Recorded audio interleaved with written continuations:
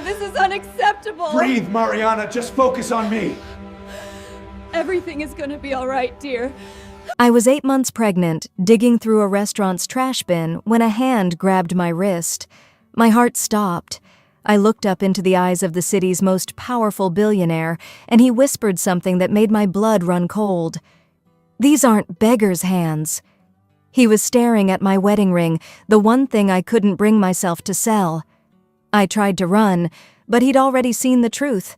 My secret, the one that could get us both killed, was about to explode into the open. What happened next changed everything I thought I knew about my life, my past, and the family I'd been searching for my entire existence. Before we dive into this incredible story, I need you to hit that subscribe button right now. What you're about to hear involves family secrets, forbidden feelings, and a twist so shocking it'll leave you speechless. Don't skip even 1 second. I promise every moment counts. My name is Mariana, and 4 months ago, I was standing outside the Silver Heights restaurant in the wealthiest district of the city, wearing a dirty brown coat that was 2 sizes too big, trying to look invisible.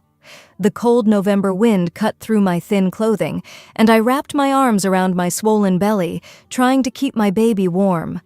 This had become my routine, waiting until the kitchen staff threw out the leftover food from the evening service, then quietly asking if I could take some home. I know what you're thinking. A pregnant woman? Begging for scraps? How did I end up here? Well, that's exactly what everyone wondered when they saw me, because the truth was, I didn't fit the picture of what people expected a beggar to look like. Rosa, the kitchen manager, was the first person who noticed something was off about me. She'd seen me 3 times a week for months, and one evening she said to her co-worker, loud enough for me to hear, "That woman speaks like she went to university. Did you hear her say thank you in perfect English? And look at her hands. Those aren't the hands of someone who's lived on the streets." But Rosa was kind. She never questioned me directly, just quietly gave me the food and told me to stay safe. That particular night, I was more nervous than usual. A black Mercedes had been circling the block for the past 20 minutes, and every time it passed, I ducked behind the dumpster. My hands were shaking as I accepted the containers of food from Rosa. She noticed. "Honey, are you in some kind of trouble?" she asked softly. I just shook my head and forced a smile. "I'm fine. Thank you for this. God bless you." But I wasn't fine. I hadn't been fine since the night 10 months ago, when everything fell apart. Inside the restaurant, a man I'd never met was watching me through the window. His name was Christopher Hawthorne, though everyone called him Chris. He was 43 years old, owned a chain of luxury restaurants across the country, and had more money than most people could imagine, but money hadn't bought him happiness. 3 years ago, he'd lost his wife Catherine during childbirth. The baby died too. Since then, Chris had been emotionally dead inside, just going through the motions of living, working constantly to avoid feeling anything at all. His business partner was trying to talk to him about some expansion deal, but Chris wasn't listening. His eyes were fixed on me, the pregnant woman outside, hunched over and terrified. Something about me reminded him of Catherine, though he couldn't figure out what. Maybe it was just the pregnancy. Maybe it was the vulnerability. Whatever it was, he couldn't look away. That's when I collapsed. The exhaustion, the hunger, the fear, it all hit me at once. My knees buckled and I felt myself falling. I remember thinking, this is it. I'm going to lose this baby too. But then, strong arms caught me before I hit the ground. I opened my eyes and found myself staring into the face of the most handsome man I'd ever seen. His brown eyes were filled with concern, and he was holding me like I weighed nothing at all. "I've got you," he said softly. "You're safe." Chris had run outside the moment he saw me falling. Now, holding this mysterious pregnant woman in his arms, he felt something he hadn't felt in 3 years. The desire to protect someone, to care about whether someone lived or died. He helped me sit down on a bench, and that's when my coat fell open slightly. Chris saw it immediately, the gold wedding ring on my finger. It was an expensive ring with intricate engravings. His eyes narrowed. "Beggars don't wear wedding rings like that," he said, not unkindly. "Who are you really? And who are you running from?" I panicked. I tried to pull my hand away, tried to stand up and run, but I was too weak. And honestly, I was so tired of running, so tired of being alone, so tired of being terrified every second of every day. I started crying. Not gentle tears, but the kind of sobbing that comes from months of holding everything inside. Chris didn't say anything. He just sat down next to me and waited until I could breathe again. "Come inside," he finally said. "Let me get you some real food, hot food. And then, if you want to tell me what's really going on, I'll listen. No judgment. I promise." I don't know why I trusted him. Maybe it was the kindness in his eyes. Maybe it was because I was so desperate for help that I would have trusted anyone. Or maybe deep down, some part of me recognized that this man was connected to my story in ways I couldn't yet imagine. Chris took me to a private room in the restaurant, away from all the other diners. He ordered soup, bread, roasted chicken, vegetables, more food than I'd seen in months. As the plates arrived, I tried to maintain some dignity, tried to eat slowly like a proper lady, but I was starving. Chris noticed my refined table manners, the way I knew which fork to use, the way I dabbed my mouth with the napkin. "You're not a beggar," he said quietly. "You're educated. You come from a good family. So what happened? Please, talk to me." I looked into his eyes and saw genuine concern, not pity, concern. There's a difference. "My name is Mariana," I said slowly, my voice shaking. "And you're right, I'm not a real beggar. I'm hiding from a very dangerous man." Chris leaned forward, his full attention on me. "Tell me everything?" So I did. At least I told him part of the truth. "I was a doctor," I began. "I worked at City General Hospital in the emergency department. 2 years ago I met a man named Antonio Martinez. He was an investigative journalist, brilliant and passionate about exposing corruption. We fell in love, got married, everything was perfect." Chris listened without interrupting. 10 months ago, Antonio was working on a big story about corporate corruption, embezzlement, connections to organized crime. He wouldn't tell me all the details because he wanted to protect me, but he was excited. He said once this story broke, it would change everything. My voice cracked. 3 days before he planned to publish it, someone shot him right outside our house. I watched him die in my arms. Chris's face went pale. "My God, I'm so sorry." "I was 8 weeks pregnant," I continued. "The police investigated, but they never found the killer. They said it was probably a robbery gone wrong, but I knew better. Someone murdered him to silence him, and then—" I paused, my hand shaking. Then I started noticing things. A car following me, strange phone calls. Someone had broken into our apartment while I was at work. That's when I realized whoever killed Antonio thought I knew something. They were coming for me next. "So you disappeared," Chris said. I nodded. "I quit my job, sold everything I could quietly, and vanished. I couldn't use credit cards because they could be traced. Couldn't go to my friends because I'd put them in danger. I've been living in cheap motels, moving every few weeks, collecting leftover food so I don't leave a paper trail at grocery stores, all to keep my baby safe." Chris was quiet for a long moment. Then he pulled out his phone and made a call. "Vincent, it's Chris. I need you to come to the restaurant right now and bring a security detail. I have someone who needs protection." He hung up and looked at me. "Vincent is my head of security, former military, best in the business. He'll keep you safe." "No," I said too quickly. "You don't understand. These people are dangerous. If you help me, you'll become a target too. I can't let that happen." Chris reached across the table and took my hand. It was the first time a man had touched me gently since Antonio died, and I almost started crying again. 3 years ago, I lost my wife and child," he said softly. "I couldn't protect them. I couldn't save them, and I've been living with that guilt every single day, but I can protect you. Please, let me help you." There was something in his voice, in his eyes, that made me believe him. And more than that, I felt something I hadn't expected to feel, a connection, a spark.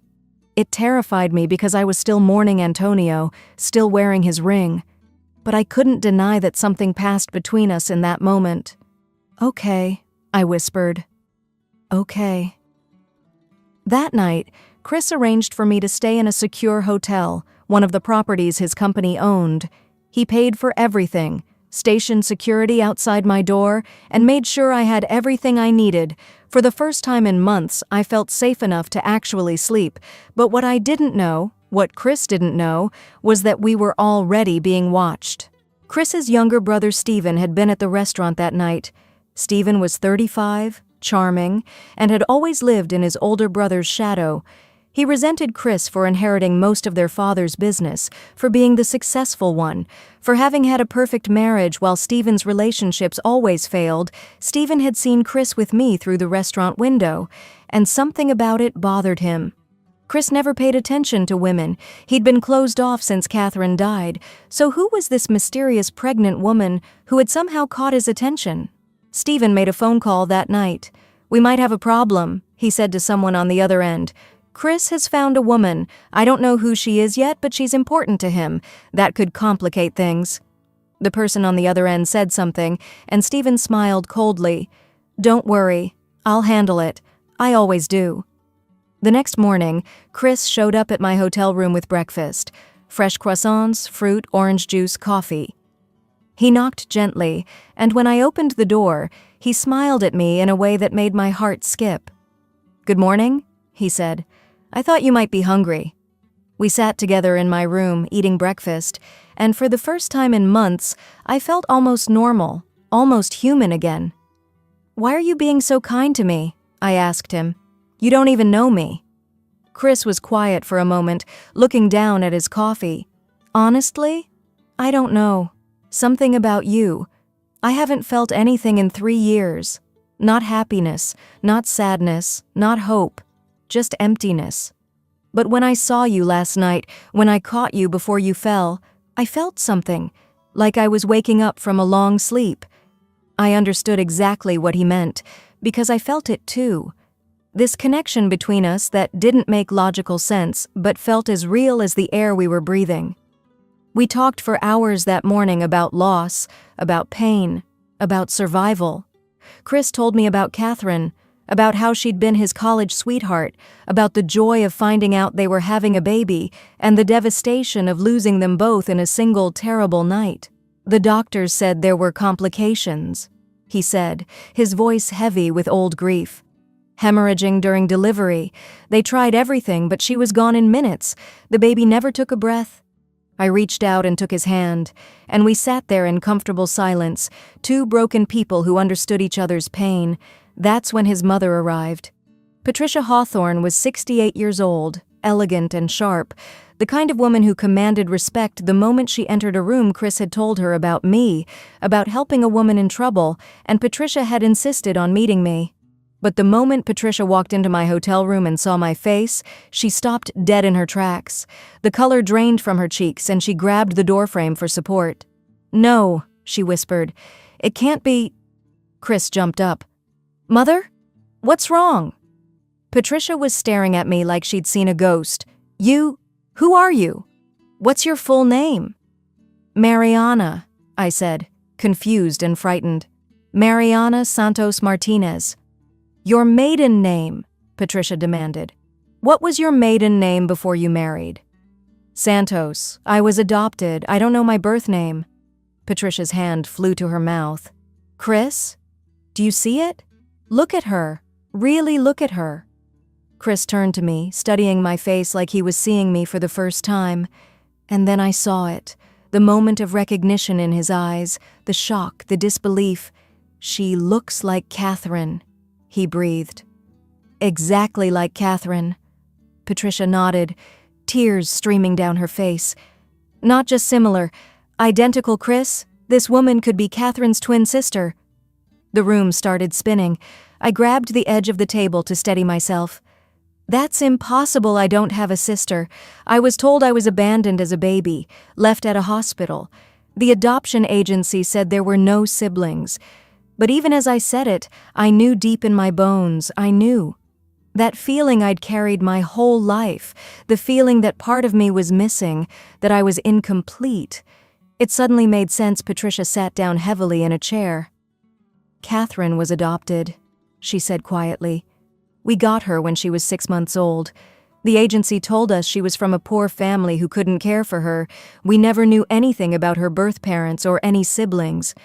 Chris was pacing now, his mind racing. This can't be a coincidence. Mariana shows up here looking exactly like my dead wife. There has to be a connection. There is, I said slowly. All the pieces I'd been trying to fit together for months were finally clicking into place. Antonio, my husband, before he died, he was helping me search for my birth family. He'd found records, documents. He told me I had a twin sister who'd been separated from me at birth, a sister who was adopted by a wealthy family named Hawthorne. The silence in that room was deafening. I came to this city to find her, I continued, tears running down my face. I was going to meet her, introduce myself, finally have the sister I'd dreamed about my whole life. And then Antonio told me he'd discovered something else in his research, something terrible. I looked directly at Chris. He found out that my sister, your wife, Catherine, that she didn't die from natural complications. She was murdered. Chris staggered backward like I'd physically struck him. What? No! The doctors said... The doctors were wrong, or they were paid to lie, I said. Antonio found medical records, testimony from a nurse who was threatened into silence. Catherine was poisoned. Someone gave her something during her hospital stay that caused the hemorrhaging. It was made to look like natural complications, but it was murder. Premeditated murder. Patricia was sobbing now. Who? Who would do such a thing? I don't know, I admitted. Antonio was trying to find proof, trying to identify the killer. That's what got him murdered too. Whoever killed Catherine realized Antonio was getting close to the truth, so they eliminated him. And now they're after me because they think Antonio told me everything he'd discovered. Chris was looking at me with a mixture of horror and growing rage. You're saying someone murdered my wife and unborn child, and then killed your husband to cover it up? And now they're hunting you? I nodded. I think the killer is someone close to you, Chris. Someone who had access to Catherine in the hospital, someone who had reason to want her dead. That's insane, Chris shouted. Everyone loved Catherine. She didn't have enemies. What about you, Chris? Patricia asked quietly. Who would benefit from Catherine's death? Who would gain from her being gone? Before Chris could answer, the hotel room door burst open. Stephen walked in without knocking, his face a mask of false concern. Brother, Mother, I heard you were here and... He stopped when he saw me. For just a split second, his expression changed. I saw recognition in his eyes, and fear, and calculation. Then the mask slipped back into place. Who's this? Stephen, this is Mariana, Chris said, still reeling from everything he'd just learned. It's complicated. Stephen walked closer to me, studying my face. You look exactly like Catherine, he said. It's uncanny. She's Catherine's twin sister, Patricia said. Separated at birth. I watched Stephen's face carefully, as this information registered most people would show shock, or curiosity, or sympathy. But what I saw in Stephen's eyes for just a moment was something else entirely. It was calculation, like he was reassessing a situation that had suddenly become more complicated. Incredible, Stephen said smoothly. What are the odds? And you just happened to end up here in our city? I was looking for my sister, I said, not breaking eye contact, before I found out she was dead. Tragic, Stephen said, but his tone was cold.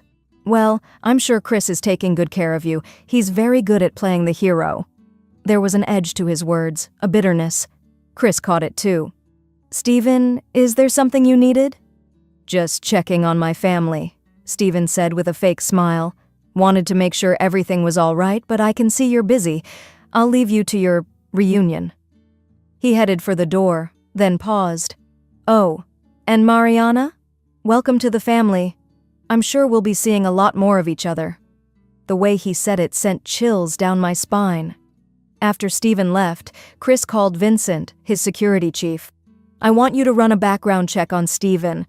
Everything. His finances, his associates, everywhere he's been for the past 3 years. I want to know what my brother's been doing. Vincent was silent on the other end. Then, Sir, are you sure? He's your brother? Just do it, Chris said grimly. And Vincent? I need the results today. The next few days were intense. Chris moved me to his private estate where security was tighter. Patricia stayed with us, helping me prepare for the baby that would arrive in less than a month. And Chris and I were spending every moment together. We couldn't help it. The connection between us was growing stronger, impossible to ignore. One evening, we were sitting in his study, going through Antonio's research that I'd kept hidden all these months: files, documents, medical records, photographs. Chris was seeing for the first time the evidence that his wife had been murdered.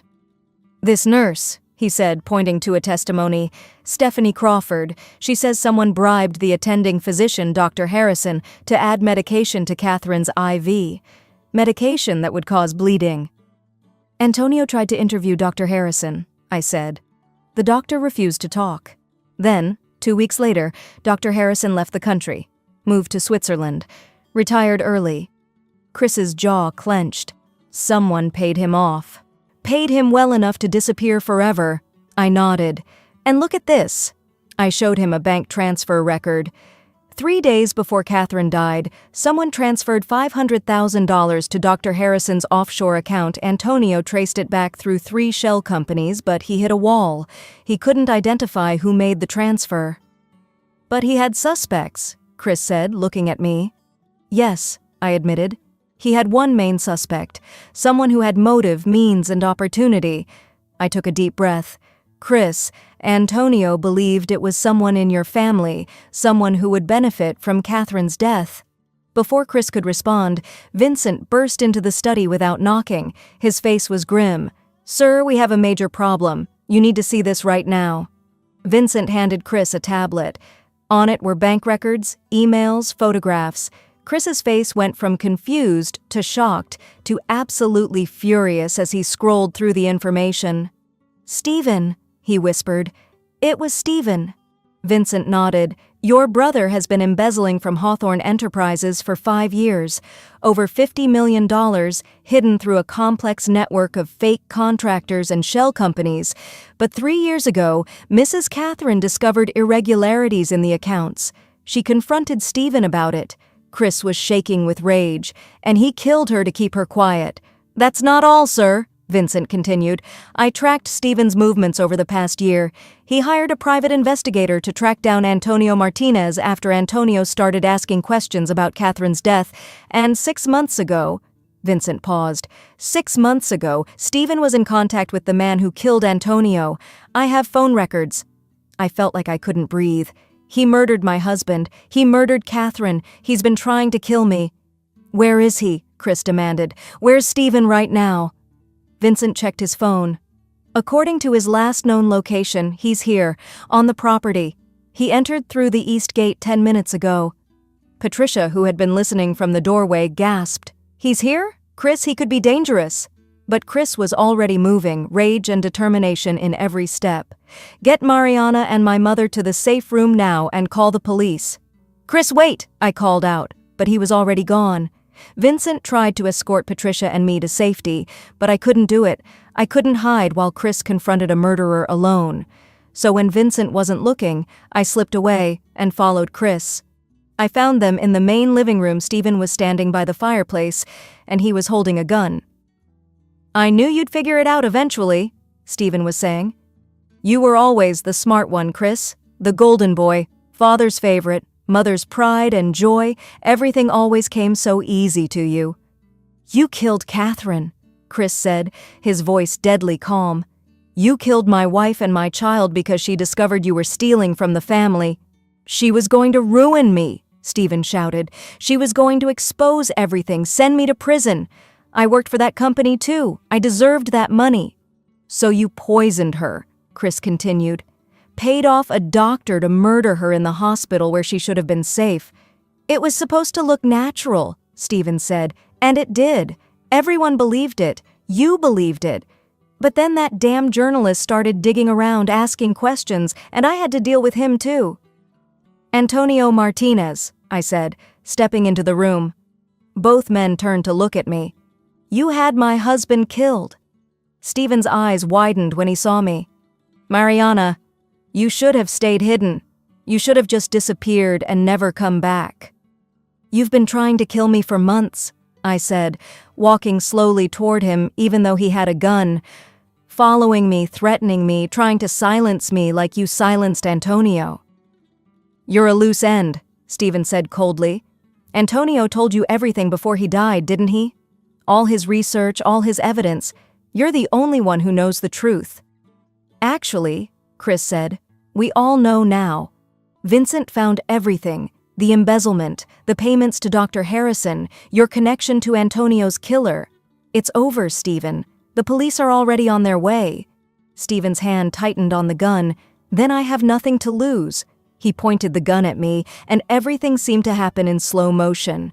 Chris lunged forward, trying to get between us. I stumbled backward, my hand instinctively going to my belly to protect my baby. And then, a sharp, intense pain ripped through my abdomen, not from a bullet, from my body. The stress, the terror, it triggered something. My water broke and I collapsed to my knees. "The baby!" I gasped. "The baby's coming!" In that moment of chaos and confusion, Vincent and 3 security guards burst into the room. They tackled Stephen, wrestling the gun away from him. Stephen fought like a madman, screaming about how unfair everything was, how he deserved better, how he should have been the successful one, but I barely noticed because the contractions were coming fast and hard. Chris was on the floor next to me, holding me, his face pale with worry. "Ambulance is 2 minutes away," Vincent said, kneeling beside us. "I don't think we have 2 minutes," I gasped between contractions. "This baby is coming now." Patricia appeared, taking charge like the strong woman she was. "Chris, get blankets. Vincent, hot water and clean towels. We're doing this here." And we did. Right there on the living room floor, with Stephen being arrested in the background, with sirens approaching in the distance, with the man I'd grown to love holding my hand and telling me I could do this, I gave birth to my daughter. She came out crying, healthy and perfect. Patricia wrapped her in a blanket and placed her in my arms, and I looked down at this tiny miracle and burst into tears. "She's beautiful," Chris whispered, and when I looked at his face, I saw that he was crying too. The paramedics arrived and checked both me and the baby. We were both healthy, stable. The police arrested Stephen, who was still shouting and struggling, insisting that he'd been justified, that he deserved the money, that it wasn't his fault. At the police station later, Stephen confessed to everything. The embezzlement, bribing Dr. Harrison to poison Catherine, hiring the hitman who killed Antonio. He was charged with 2 counts of first-degree murder, attempted murder, conspiracy, fraud, and a dozen other crimes. He would spend the rest of his life in prison. Dr. Harrison was extradited from Switzerland and also faced charges. The nurse, Stephanie Crawford, who had been too afraid to speak up before, finally gave her full testimony. Catherine's death was officially ruled a homicide. Antonio's death was solved. And I was finally safe. 6 months later, I was standing in Patricia's beautiful garden, holding my daughter Laura. Yes, I'd named her Laura, after both our mothers, because Patricia had told me that was Catherine's mother's name too. The past 6 months had been like living in a dream. Chris had asked me to stay at the estate while I recovered and adjusted to being a new mother. Patricia had been incredible, treating me like the daughter she'd lost, helping with the baby, telling me stories about Catherine and Chris. Chris and I had grown closer every single day. At first, we were both hesitant. I was still mourning Antonio, still wearing his ring. Chris was still processing the truth about Catherine's death and his complicated feelings about having his wife's twin sister in his life. But slowly, carefully, we fell in love. It wasn't like I was replacing Catherine, and I wasn't trying to. Chris made that clear to me one night when we were sitting together watching baby Laura sleep. "I loved Catherine with all my heart," he said. "Losing her destroyed me. But you're not her replacement, Mariana. You're your own person. Strong, brave, beautiful in ways that are completely unique to you. And I've fallen in love with you. Not with Catherine's memory, with you." Those words healed something broken inside me because I needed to hear that I wasn't just a substitute, a second choice. I was my own person, and I was loved for who I was. Now, in the garden, Chris found me standing under the oak tree. He took my hand and smiled at me with that smile that always made my heart skip. "Can we talk?" he asked. "Of course," I said, handing Laura to Patricia, who was more than happy to hold her granddaughter, because that's what Patricia had become, a grandmother to my daughter and a mother to me. Chris led me to a quiet corner of the garden where white roses bloomed all around us. He took both my hands in his and looked into my eyes. "Mariana, 8 months ago you came into my life as a stranger begging for food outside my restaurant. You were hiding, terrified, alone. I thought I was saving you that night, but the truth is, you saved me. You brought me back to life. You gave me hope again. You showed me that it's possible to heal, to love again, to build a future." My heart was pounding because I knew what was coming. Chris pulled out a small velvet box and opened it. Inside was a ring, not huge and flashy, but perfect, simple, elegant, with a single diamond that caught the sunlight. "I'm not asking you to replace Catherine," he continued. "I'm asking you to be my future, to build a life with me, to let me be a father to Laura, and to love you for the rest of my days. Mariana, will you marry me?" I was crying, but these were tears of joy, pure, overwhelming joy. "Yes," I whispered. "Yes, Chris. 1,000 times yes." He slipped the ring on my finger, not the same finger where Antonio's ring still rested. I'd moved Antonio's ring to my right hand because I would always honor his memory, always be grateful for the love we shared. But my left hand was ready for a new beginning, a new love, a new future. Chris kissed me then, gentle and sweet and full of promise, and I kissed him back, pouring all my hope and love into that moment. Patricia was crying happy tears when we walked back to her, hand in hand. She hugged us both and whispered, "Catherine would be so happy. She'd want you both to be happy, to love each other, to live fully." We got married 2 months later.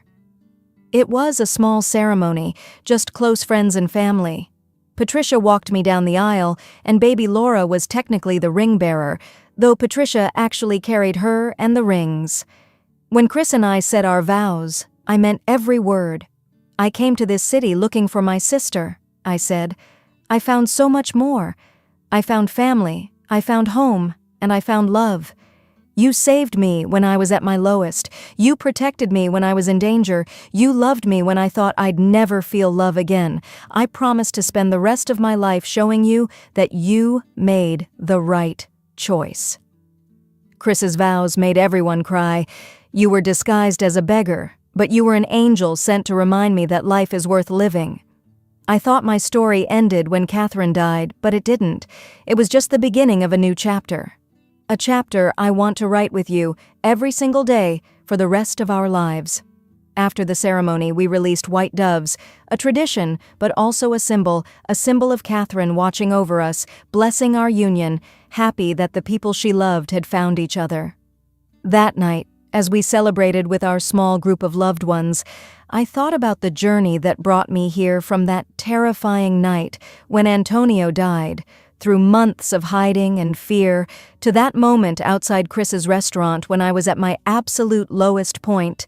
It all led me here, to this family, to this love, to this beautiful life. I looked at Chris holding baby Laura, dancing slowly with her in his arms, and my heart was so full I thought it might burst. I looked at Patricia, who had lost a daughter but gained another. I looked at all the people around us who had come to celebrate not just a wedding, but the healing of broken hearts and the building of a new family. And I realized something. Sometimes the family we lose leads us to the family we need. Sometimes the worst moments of our lives are actually guiding us towards something beautiful. We never could have imagined I was a pregnant beggar asking for leftovers, hiding a secret that connected me to a family I didn't know I had. I lost a sister I never got to meet, but I found a love I never expected. And now, standing here surrounded by people who love me, holding a life I built from the ashes of tragedy, I finally understood. This was always how my story was supposed to end. Not with fear and loss, but with hope and love and new beginnings. So that's my story. I was a pregnant beggar asking for leftovers, hiding a secret that connected me to the family I'd been searching for my entire life. I lost a sister I never knew, but I found love I never expected. If this story touched your heart, please hit that like button and share it with someone who believes in second chances. Subscribe for more incredible stories of love, loss, and destiny. Tell me in the comments, do you believe some people are meant to find each other?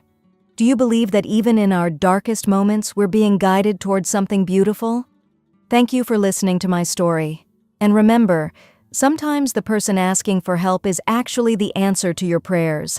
Sometimes the stranger at your door is family you just haven't recognized yet. Never judge someone by their circumstances, because you never know what journey brought them to your doorstep.